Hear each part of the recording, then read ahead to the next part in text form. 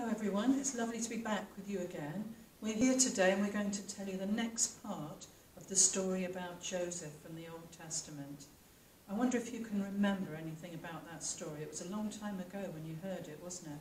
We have 3 things to remember from that story, 3 T's to remember. And the first one was to tell the truth, always. Sometimes it's tempting to tell a little lie, isn't it? But it's always a good thing, the best thing to do is to tell the truth. And always, as well, to treat everyone equally in our family or in school, to make sure that we treat everybody equally and the same. And the last one was to talk kindly and to remember that we can hurt people if we don't. So can you remember those 3 things for me? That would be great. So it's just those 3 T's. So well done everybody. And Pete's going to come now and tell you the next part of the story about Joseph.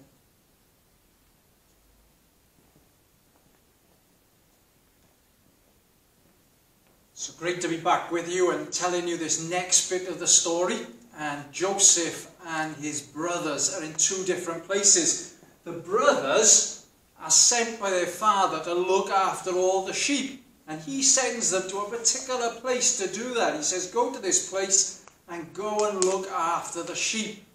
Now, looking after sheep is not as easy as maybe you think it is. They're not always quite the cute, cuddly animals that we see in the fields. They can be quite awkward. So the boys were working really hard out in the fields where their father had sent them to. But Joseph remained at home with his dad. And Joseph was having a great time because he wasn't working hard.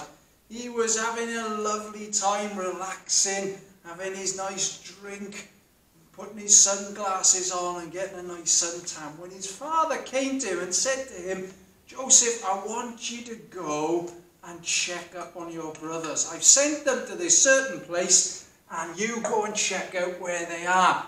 So Joseph sets off. He sets off with his map and he begins to look at the place where he needs to go to, finds out the route and thinks, right, I know where I'm going. And off he sets to go and find his brothers.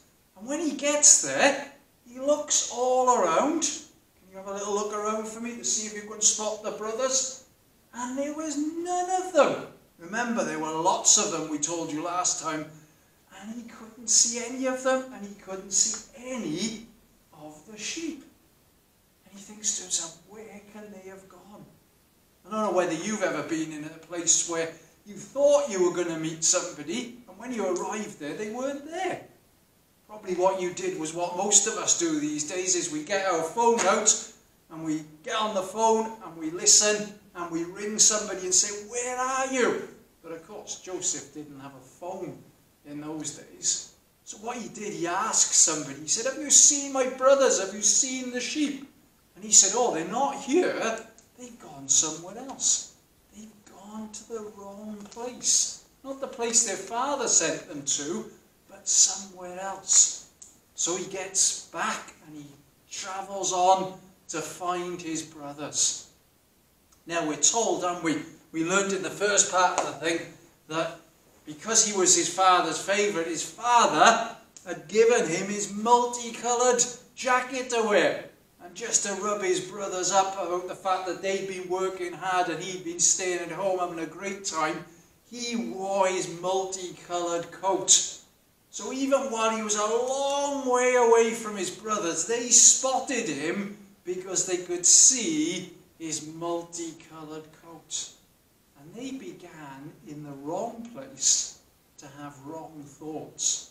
They began to think about their brother and they thought, how can we get rid of this brother who annoys us so much? And they were so angry with him that they were tempted to kill him. I wonder if you know what that word temptation or tempting means. Do you know what it is? It's that little voice inside us that tells us to do something wrong even when we know it isn't the thing that we should be doing. It tells us, go on, go and do it. You'll enjoy it. It doesn't really matter.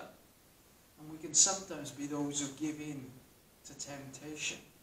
Well, the brothers were tempted to even kill Joseph. They were so angry with him. But what happens is that one of the brothers feels quite guilty. So what he does, he says to his brothers, I don't want us to kill him. Let's just throw him down into this empty well that we're sitting next to. There was this well that looked down, and they used to keep the water in it when there was some water around, but it had dried out. And there wasn't any water in it. And they thought what they'll do is they'll throw Joseph down into the well. But Reuben, his brother, thought, I'll rescue him. I'll come to his aid later on when they can't see me, and I'll rescue him. Because he was afraid of doing the right thing because of what his other brothers would say to him. So they get Joseph and they throw him down the well. Can you throw him down the well for us? So he goes, bump. Can you do that for me? Bump. As he lands on the bottom of the well. And he's left there crying to his brothers saying, let me out, let me out. But they leave him there. And Reuben, who wants to rescue him, goes off to check the sheep. And while he goes off to check the sheep, a group of traders come by with their camels going on their way to Egypt. And so the brothers think greedily to themselves, we've left Joseph down in that well to die. Why don't we get him back up and sell him to those traders with their camels? I don't know whether you know what a group of camels are called. You got any ideas? They're called a caravan. A caravan of camels were going to be going down into Egypt to sell all the things that they had. And so they did a trade with those dealers. They said to them, you give us some money and we'll give you Joseph, our brother, as a slave. So the traders think that's a great idea. So they give him 20 pieces of silver. 20 pieces of silver for Joseph's life. The traders give to him. 1, 2, 3, 4, 5, 6, 7, 8, 9, 10, 11, 12, 13, 14, 15, 16, 17, 18. What's after 18? 19. 19, 20. 20 pieces of silver they give for Joseph to be sold into slavery. And so that's what they do. And when Reuben comes back from looking after the sheep to meet the other brothers, he looks down into the well and says, well, where's Joseph? And the other brothers say, oh, we've sold him. We've sold him to those who are going to go down into Egypt. And Reuben thinks, oh, I've lost my chance to rescue him. So now they've got to go back to their father and cook up a story about what's happened to Joseph.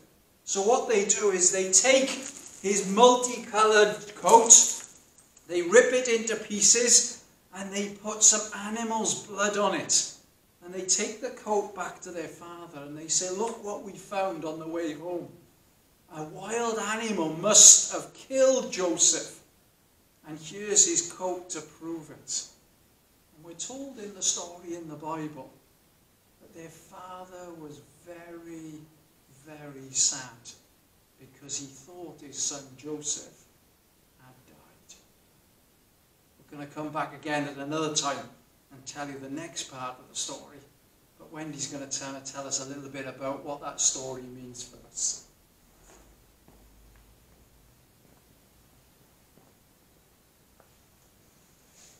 That was a good story, wasn't it?